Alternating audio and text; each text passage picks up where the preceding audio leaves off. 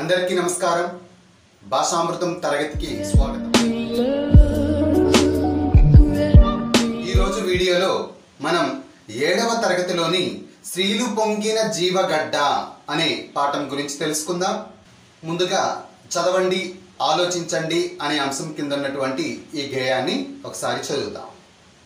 ఏ దేశమేగినా ఎందు కాలిడినా ఏ పీఠమెక్కినా ఎవ్వరెదురైనా పొగడరాని తల్లి భూమి భారతిని నిలుపరాని జాతి నిండు గౌరవము. ఏ దేశానికి వెళ్ళినా ఏ పీఠమెక్కినా ఏ అధికారంలో ఉన్నా మనం మన భారతదేశం యొక్క గొప్పతనాన్ని కీర్తించాలి, పొగడాలి అంటూ మన దేశ గౌరవాన్ని నిలపడం మన బాధ్యత అంటూ ఈ పద్యం వివరిస్తోంది. ఇప్పుడు ఈ పద్యం కింద ఉన్నటువంటి ప్రశ్నలు, వాటి సమాధానాల గురించి తెలుసుకుందాం. ముందుగా మొదటి ప్రశ్న, పై మాటలు దేన్ని గురించి చెబుతున్నాయి? ఈ గేయంలో మన కన్న తల్లి, కన్న భూమి అయినటువంటి భారతదేశం గురించి చెబుతున్నాయి. రెండవ ప్రశ్న, దేశం పట్ల ఎటువంటి భావనతో ఉండాలి? ఎటువంటి భావనతో ఉండాలి? మనల్ని కన్నటువంటి ఈ భరతమాత పట్ల, దేశం పట్ల భక్తి, గౌరవం ఉండాలి.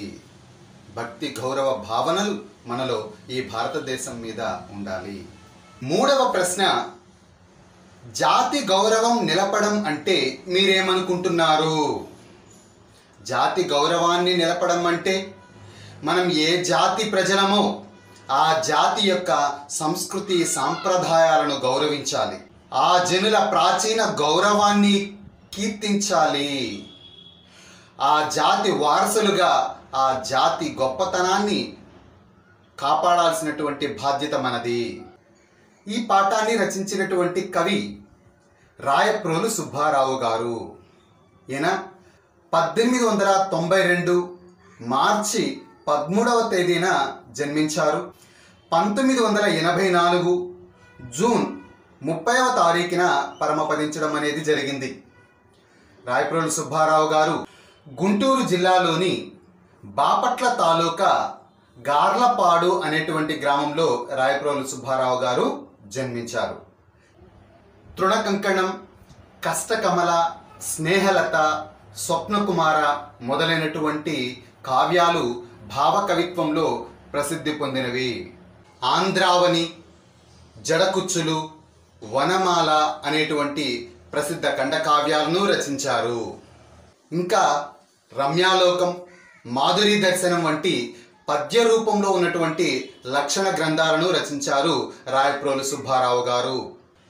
ఇక ఈ పాఠ్యభాగ ఉద్దేశం, నేపథ్యం గురించి తెలుసుకుంటే, ప్రాచీన కాలం నుంచి భారతదేశం అనేక సంస్కృతి సాంప్రదాయాలకు నిలయమైనటువంటిది. సిరి సంపదలకు, పాడి పంటలకు ప్రసిద్ధి పొందింది మన భారతదేశం. ఎందరో మహనీయులకు, ఋషులకు, రాజులకు, దేశ నాయకులకు పుట్టినిల్లు మన భారతదేశం. అనేక మతాలు, సంస్కృతులు, సాంప్రదాయాలు, భిన్నత్వం కలిగినటువంటి ఈ భారతదేశంలో భిన్నత్వంలో ఏకత్వాన్ని సాధించిన సమైక్య దేశం మన భారతదేశం. అటువంటి మన దేశ గౌరవాన్ని దశ దిశలా, నలువైపులా చాటి చెప్పడం మన యొక్క కర్తవ్యం, మనం చేయవలసినటువంటి బాధ్యత, పని. మన దేశ పౌరుషాన్ని నిలబెట్టవలసినటువంటి బాధ్యత మనకున్నది అంటూ ఈ భావాల స్ఫూర్తిని కలుగజేస్తూ ఉన్నటువంటి ఈ పద్యాన్ని గురించి మనం ఇప్పుడు తెలుసుకుందామా? శ్రీలు పొంగిన జీవగడ్డై పాలు పారిన భాగ్యసీమై వరలినది భరత ఖండము భక్తి పాడర తమ్ముడా. వేద శాఖలు వెలసెనిచ్చట ఆది కావ్యం బలరెనిచ్చట బాదరాయణ పరమ ఋషులకు పాదు సుమ్మిది చెల్లెలా. విపిన బంధుర వృక్షవాటిక ఉపనిషన్మధు ఒలికె నిచ్చట విపుల తత్వము విస్తరించిన విమల తలమిదే తమ్ముడా. సూత్రయుగముల శుద్ధ వాసన క్షాత్రయుగముల శౌర్య చండిమ చిత్రదాస్యము చే చరిత్రల చెరిగిపోయెను చెల్లెలా. మేలికిన్నెర మేళవించి రాలు కరగగరాగమెత్తి పాల తీయని బావి భారత పదము పాడర తమ్ముడా. నవరసమ్ములు నాట్యమాడగ చివురు పలుకులు చెవుల విందుక కవితలల్లిన క్రాంత హృదయుల గారవింపవె చెల్లెలా. దేశ గర్వము దీప్తి చెందగ దేశ చరితము తేజరిల్లగ దేశమరసిన ధీర పురుషుల తెలిసి పాడర తమ్ముడా. పాండవేయుల పదును కత్తులు మండి మెరసిన మహితరణ కథ కండగల చిక్కని తెలుంగుల కలిసి పాడవే చెల్లెలా. లోకమంతకు కాక పెట్టిన కాకతీయుల కథన పాండితి చీకిపోవని చేవ పదముల చేర్చి పాడర తమ్ముడా. తుంగభద్రా భంగములతో పొంగి నింగిని పొడిచి త్రుళ్ళి భంగపడని తెలుగునాదుల పాట పాడవే చెల్లెలా. ఇప్పుడు మనం ఒక్కొక్క పద్యానికి అర్థాన్ని తెలుసుకుందాం. శ్రీలు పొంగిన జీవగడ్డై పాలు పారిన భాగ్యసీమై వరలినది భరత ఖండము భక్తి పాడర తమ్ముడా. ఈ పద్యానికి భావం. ఓ తమ్ముడా, మన భారతదేశం సిరులు పొంగిన జీవమున్న భూమి, పాడి పంటలు గల భాగ్యసీమ. అటువంటి భారతదేశాన్ని గురించి భక్తితో పాడరా అంటాడు. వేద శాఖలు వెలసెనిచ్చట ఆది కావ్యం బలరెనిచ్చట బాదరాయణ పరమ ఋషులకు పాదు సుమ్మిది చెల్లెలా. ఈ పద్యానికి భావం. ఓ చెల్లెలా, వేదాలు వేదాంగాలు మన దేశంలోనే వెలసాయి. వేదాలు 4: ఋగ్వేదం, యజుర్వేదం, సామవేదం, అథర్వణ వేదం. వేదాంగాలు 6. అవి శిక్ష, వ్యాకరణము, ఛందస్సు, నిరుక్తము, జ్యోతిష్యము, కల్పము. ఆది కావ్యమైన రామాయణము ఇక్కడే పుట్టింది.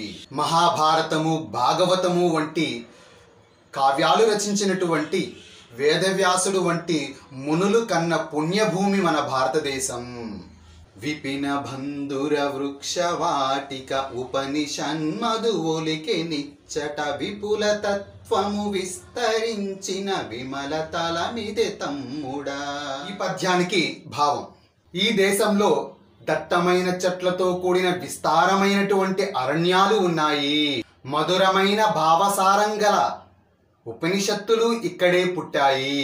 వివరాలతో కూడిన తత్వబోధన విస్తరించినటువంటి పవిత్ర భూమి మన భరత భూమి అంటున్నాడు కవి. సూత్రయుగముల శుద్ధ వాసన క్షాత్రయుగముల శౌర్య చండిమ చిత్రదాస్యము చే చరిత్రల చెరిగిపోయెను చెల్లెలా. ఈ పద్యానికి భావం.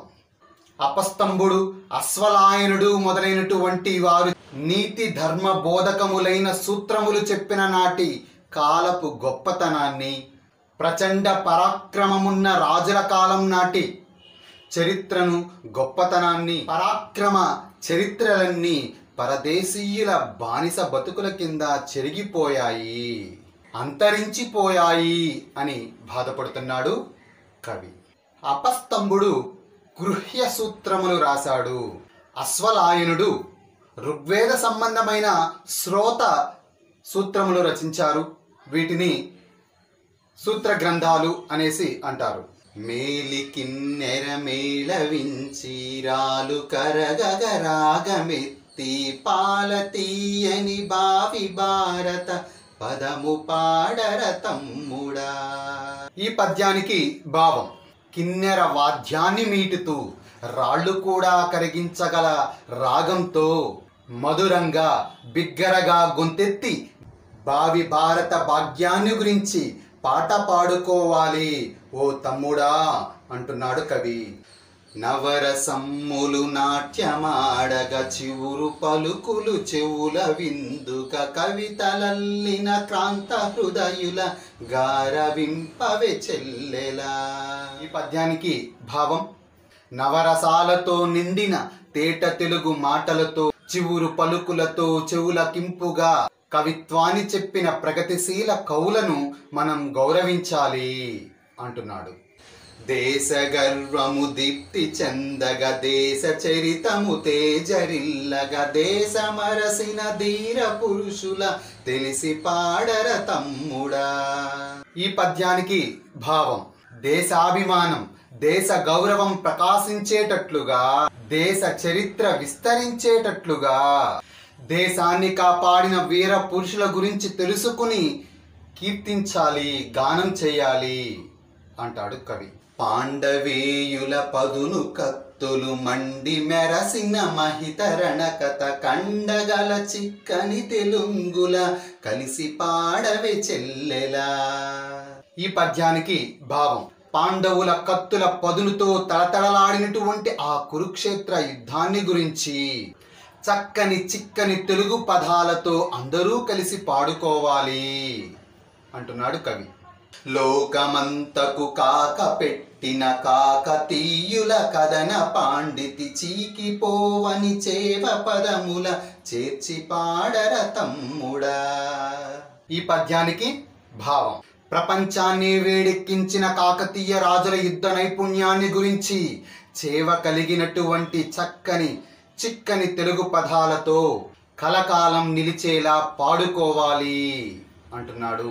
తుంగభద్రా భంగములతో పొంగి నింగిని పొడిచి త్రుళ్ళి భంగపడని తెలుగునాదుల పాట పాడవే చెల్లెలా. ఈ పద్యానికి భావం: తుంగభద్రా నది అలలతో పాటుగా పొంగి ఆకాశాన్ని అంటినా చెక్కు చెదరని ధైర్యం కలిగినటువంటి తెలుగు రాజులను గురించి విజయనగర ప్రభువుల చరిత్రను గురించి గానం చేయవే ఓ చెల్లెలా అంటూ కవి మనకు అందిస్తున్నటువంటి సందేశం. ఈ పాఠం మీకు అర్థమైందని భావిస్తున్నాను. ధన్యవాదాలు.